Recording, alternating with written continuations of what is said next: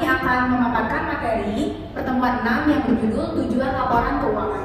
Tujuan laporan keuangan menurut prinsip akuntansi Indonesia atau PAI. Yang pertama, untuk memberikan informasi keuangan yang dapat dipercaya mengenai aktiva dan kewajiban modal suatu usaha. Yang kedua, untuk memberikan informasi yang dapat dipercaya mengenai perubahan aktiva neto suatu perusahaan.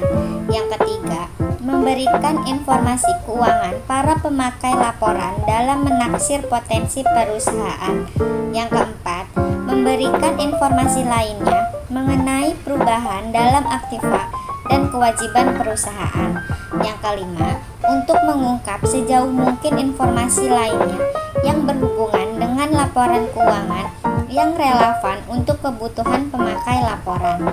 Menurut Standar Akuntansi Keuangan atau PSAK.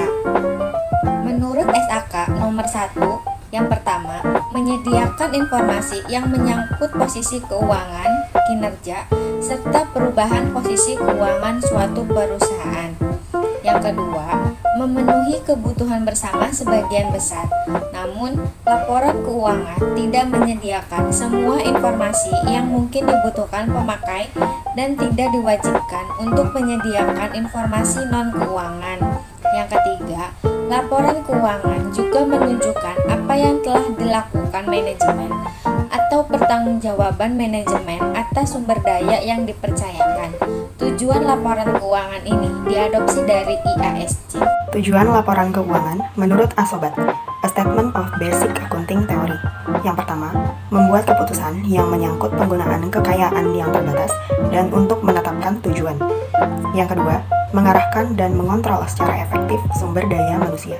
Yang ketiga, memelihara dan melaporkan pengamanan terhadap kekayaan. Dan yang keempat, membantu fungsi dan pengawasan sosial. Selanjutnya, tujuan kualitatif. Yang pertama, relevance. Yang kedua, understandability. Yang ketiga, variability. Yang keempat, neutrality. Yang kelima, baseline. Yang keenam, comparability. Yang ketujuh, competence. Selanjutnya, karakteristik kualitatif laporan keuangan menurut PSAK. Yang pertama, dapat dipahami, relevan, materialistis, keandalan, penyajian jujur, netralistis, pertimbangan sehat, dan yang terakhir adalah kelengkapan. Selanjutnya, menurut laporan Struble-Koenig, yaitu memberikan informasi yang berguna dalam pengambilan keputusan. Tujuan ini dijabarkan dalam berbagai tujuan, spesifik, dan perincian sifat kualitas yang diinginkan yang dimiliki laporan keuangan. Selanjutnya ada tujuan laporan keuangan entitas syariah. Yang pertama, meningkatkan kepatuhan prinsip syariah dalam semua transaksi dan kegiatan. Yang kedua, informasi kepatuhan prinsip syariah serta informasi aset, kewajiban, pendapatan, dan beban yang tidak sesuai syariah. Yang ketiga, informasi yang membantu mengevaluasi pemenuhan tanggung jawab entitas syariah.